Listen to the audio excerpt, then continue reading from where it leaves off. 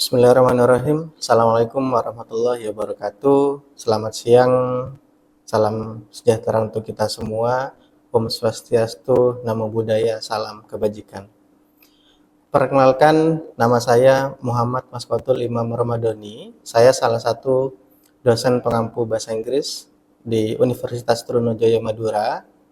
Sesuai dengan kompetensi bidang dan basic keilmuan saya, S1 Sastra Inggris dan S2 Ilmu Linguistik, saya mengajar mata kuliah bahasa Inggris di Fakultas Hukum. Tujuan dari mata kuliah ini adalah mahasiswa mampu berkomunikasi baik secara lisan maupun secara tulisan dengan menggunakan bahasa Inggris dalam perkembangan dunia akademik dan dunia kerja khususnya di bidang hukum.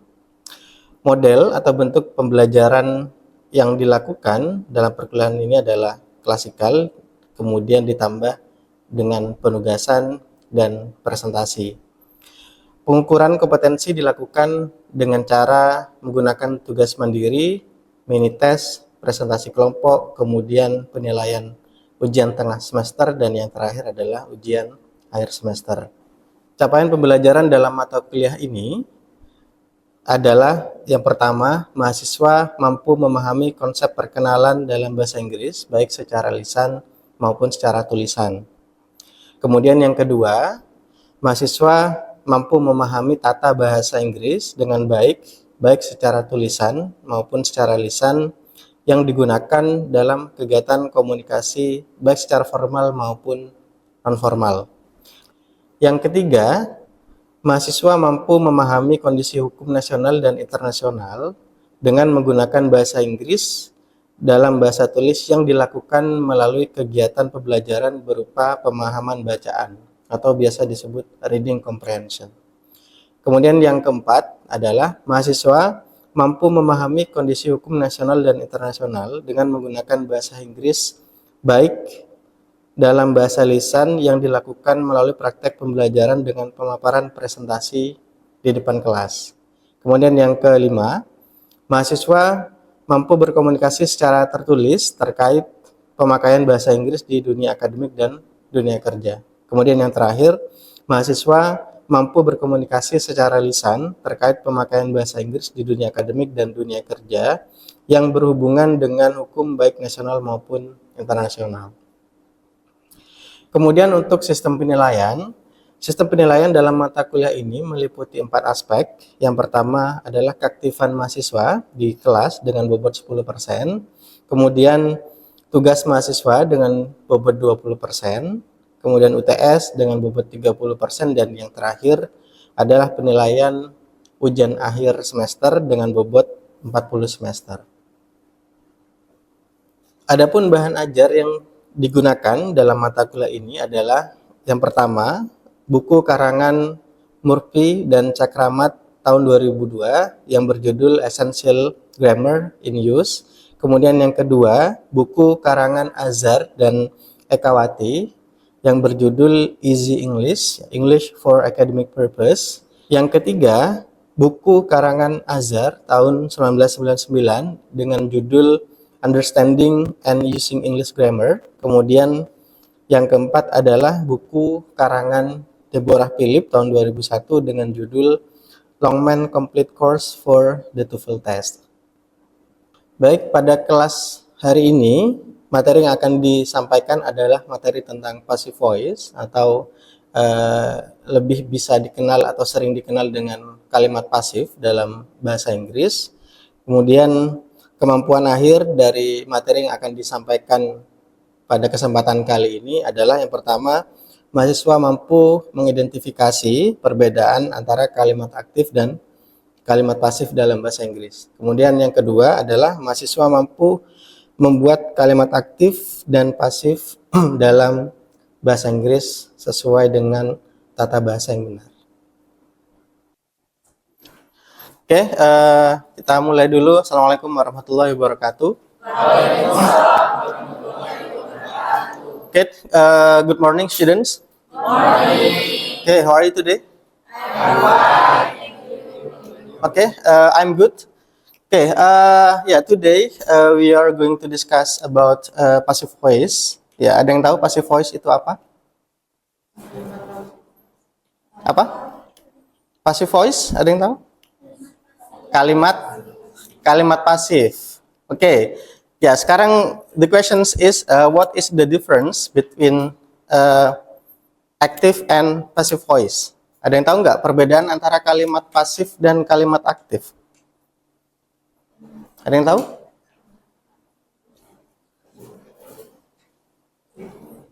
Gimana? Kalau kalimat aktif, subjeknya di depan. Kalau kalimat pasif, subjeknya di belakang. Belakang mana? Oke, selain posisi subjeknya, apa kira-kira perbedaannya? Kata kerjanya? Kalau yang pasif, kalau yang aktif? Verb 1. Ya. Oke, nanti kita akan melihat beberapa bentuk kalimat pasif ya dari masing-masing tenses, karena kita sudah belajar 6 tenses ya, simple present, kemudian present continuous, kemudian ada future tense, ada present continuous, ada past continuous dan juga present perfect tense. Ya, nanti kita akan lihat masing-masing bentuk kalimat pasif dari tenses-tenses tersebut. Ya. Oke, ada yang masih ingat nggak tenses itu? Sedikit. Ya, dulu nggak tahu, sekarang lupa. Ya.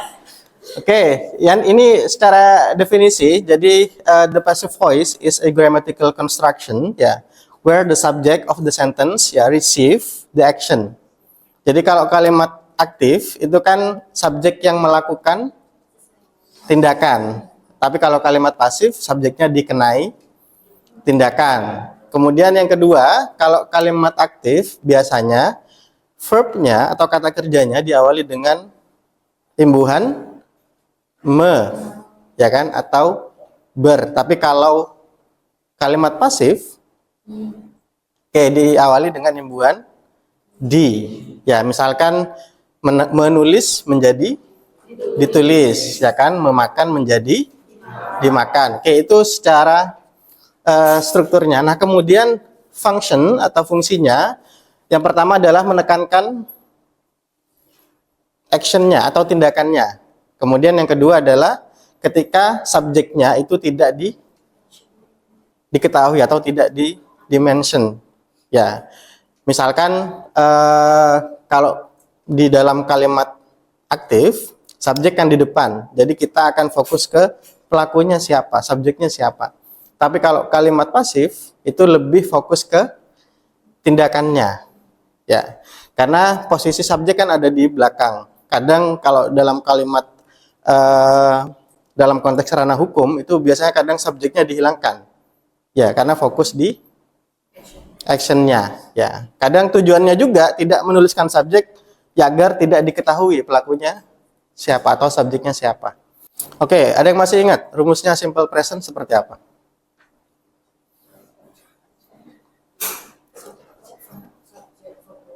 Oke. Subjek plus verb 1, selain itu? Ada yang masih ingat? Oke, kalimat simple present adalah rumusnya subjek plus verb 1 plus complement. Ya. Oke, jadi fungsi S, saya ulangi lagi ya. Fungsi S dan IS itu digunakan kalau subjeknya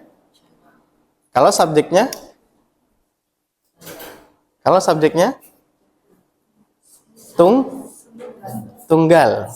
Ya, jadi kalau subjeknya he, kemudian she dan it, ya maka verbnya harus ditambah s atau es. Nah, karena di sini subjeknya the postman, ya hanya satu, maka send itu harus ditambah s.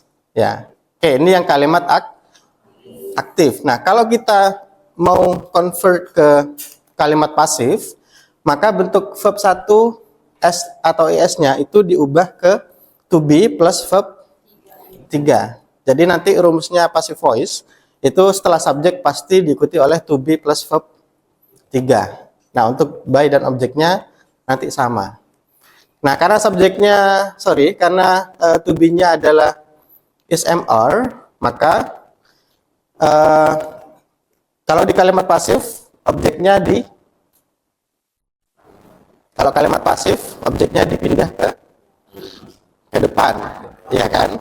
Maka karena di kalimat aktifnya my letter itu sebagai objek, ya, maka di kalimat pasif my letter dipindah ke depan, ya. Oke, my letter itu kira-kira tunggal atau jamak?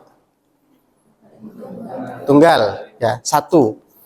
Nah, makanya to be-nya menggunakan is. Kalau my letters lebih dari satu, maka to be-nya menggunakan are, ya, karena jamak. Kemudian kata send verb 1 diubah ke bentuk verb 3, ya, menjadi sent, ya, ada diganti menjadi T. Nah, baru setelah itu melanjutkan rumusnya diikuti oleh by and the postman, ya. Jadi posisi subjek ini berubah menjadi objek. Oke, ini yang simple present atau present tense. Nah, kemudian simple past. Ada yang masih ingat? Rumusnya simple past atau past tense. Subjek plus verb 2, verb 3, verb 1. Ya, diikuti oleh verb 2.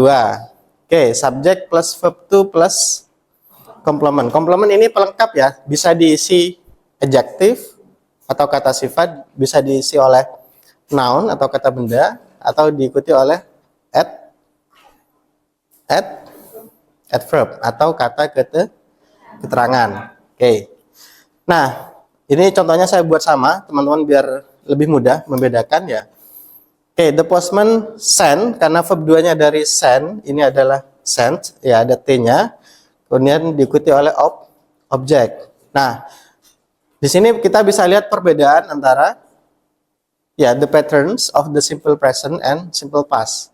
Ya, kita bisa lihat dari bentuk to be. Ya, kalau simple present to be-nya is, am, are. Kalau simple past was dan were. Ya, jadi tidak lagi menggunakan to be yang tadi, yang is, am, are, tapi menggunakan yang was and were. Ya.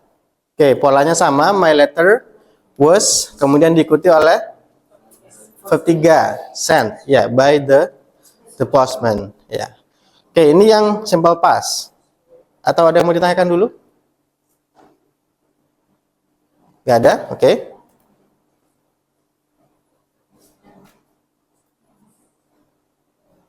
Nah, sekarang present continuous.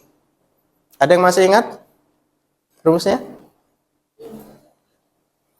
Oke, subject plus verb ing. Jangan lupa to be, ya, karena kalau tidak ada to be berarti bukan present continuous. Oke, ada subject plus to be plus verb ing, ya. Nah, di situ kalimatnya menjadi the postman is, sending, dari kata send menjadi sending, ya. Sedang mengirim. Kemudian, ya, diubah menjadi kalimat pasif, ya, my letter, kita pindah ke depan, kemudian to be-nya tetap is, kemudian, ya, ada tambahan being, setelah itu diikuti oleh send, ya, verb 3 dari send, ya. Nah, setelah itu diikuti oleh by the postman, ya. Jadi teman-teman tinggal merubah atau memindah posisinya berdasarkan rumus. Kemudian yang keempat adalah past continuous tense. Ada yang masih ingat rumus past continuous? Yang masih ingat? Kalau present continuous, subject. Kalau present continuous, to be-nya menggunakan is, am, are. Kalau past continuous, to be-nya menggunakan was and were. Jadi yang membedakan itu hanya to be. Ya. Kalau teman-teman mau menghafal rumus tenses, ya, itu tinggal melihat bentuk predikat. Ya, baik itu yang kalimat verbal atau kalimat nominal, karena hanya itu yang berubah. Kalau subjek dan objeknya itu pasti sama, ya. Oke, yang berubah hanya bentuk predikat, ya, baik verb atau to be. Nah, karena di sini past, kita mengubah to be menjadi was, ya, was being sent, ya.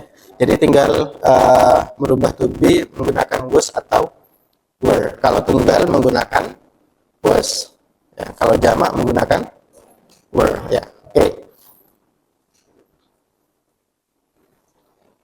Kemudian present perfect tense, ada yang masih ingat? Oke, tadi sudah saya tulis ya, sudah ada kerpeannya itu. Oke, subjek diikuti oleh ya has atau have, ya. Kemudian diikuti oleh verb 3. Ingat harus verb 3, tidak boleh verb 1 atau verb 2. Nah, kalau has itu digunakan untuk he, she, it. Kalau they, we, you, I itu menggunakan have, ya. Oke, jadi tinggal menyesuaikan dengan subjek. Karena dalam bahasa Inggris subjek itu singularity atau plurality-nya menentukan bentuk predikat. Ya, jadi bentuk tunggal atau jamak dalam bahasa Inggris itu menentukan bentuk predikat, ya. Beda dengan bahasa Indonesia, ya kan. Misalkan mau subjeknya 1 orang, ya, mau subjeknya 5 orang atau berjumlah 5, maka bentuk predikatnya pasti sama. Kan misalkan saya makan, ya, dengan dia makan, bentuk makannya kan sama. Tapi kalau dalam bahasa Inggris beda. Kan kita nggak punya kan, misalkan saya berlari, dia berlaris, kan nggak ada. Ya, saya makan, dia makan, ya kan. Kalau dia dalam bahasa Inggris itu harus ditambah s atau es, ya. Oke, begitu juga jumlah kata bendanya. Misalkan kata chair, kalau 1, kalau lebih dari 1, chairs, ya kan. Table menjadi tables. Kalau bahasa Indonesia kan nggak punya bentuk kayak gitu. Meja ya tetap meja, nggak ada mejas misalkan. Atau kursis, papans, kan tidak ada. Ya. Nah, itu yang menentukan bentuk predikat, ya. Nah, jadi ingat yang harus dihafal adalah bentuk predikat. Oh, ciri-cirinya present continuous menggunakan verb ing. Berarti setelah subjek to be plus verb ing, ya. Oh, kalau ciri-cirinya past tense itu menggunakan verb to. Berarti subjek plus verb to. Oh, ciri-cirinya present tense itu verb 1 plus s atau es. Berarti setelah subjek itu pasti diikuti oleh verb 1 plus s atau es. Ya. Oke, sekarang yang terakhir simple future. Ada yang masih ingat? Subjek plus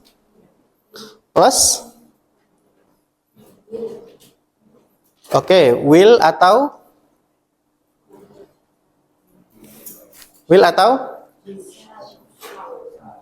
oke, will atau shall. Apa yang membedakan antara will dan shall?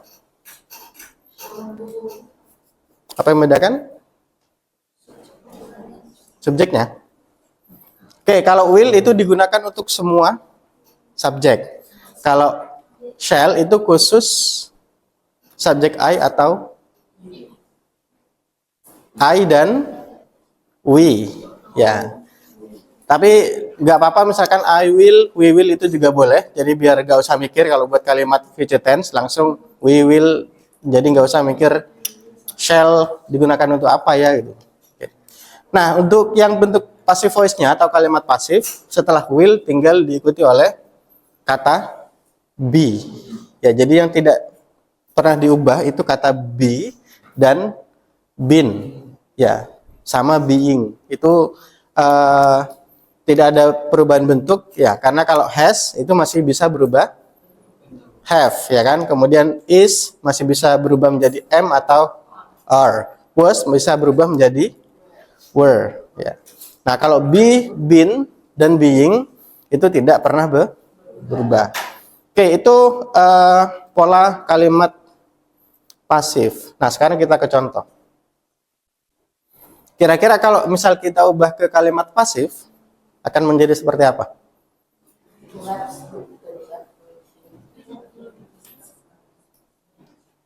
Subjeknya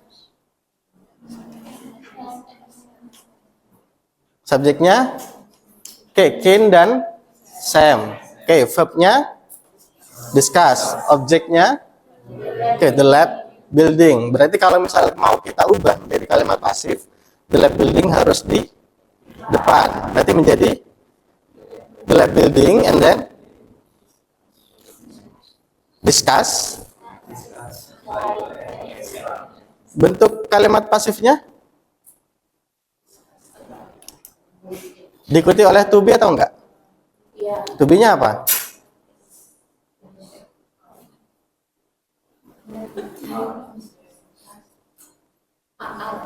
Nah, teman-teman harus bisa melihat bentuk verb-nya.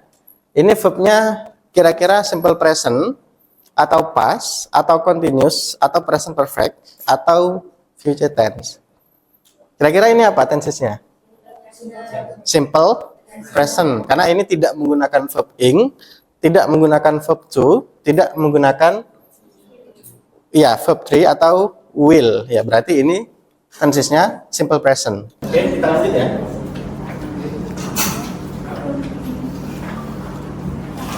Oke, sekarang contoh terakhir. Ya, di sini sudah ada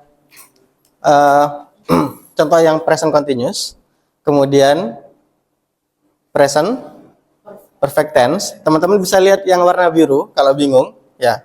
Tensesnya apa? Ini karena bentuk verbnya saya bold warna biru. Dan terakhir ini kira-kira tensesnya apa? Were, reaching. Past continuous, ya kan? Karena sama to be plus verb ing, tapi karena to be-nya menggunakan were, itu berarti tensesnya past continuous tense, ya. Jadi bentuk pasifnya an agreement, kemudian diikuti oleh was, diikuti oleh being, kemudian reach, bentuk verb 3. Oke, kemudian diikuti oleh by. Oke. Nah, sekarang sebelum ke exercise, maybe do you have any questions? Silakan. Pertanyaan? Oke. Minta tolong di. Silakan. Sebelumnya izin bertanya Bapak, mengapa pada kalimat pasif ini terjadi perubahan di antara to is dan to be would? Terima kasih.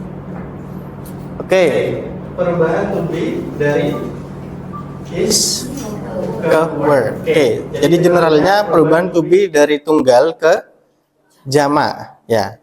Oke, karena itu ditentukan oleh subjek dari masing-masing kalimat, ya. Jadi misalkan kalimatnya seperti ini ya. Peter is eating. Ya, Peter ini karena tunggal, maka to be-nya menggunakan is, ya. Tapi kalau misal kita ubah menjadi kalimat pasif, subjeknya akan berubah.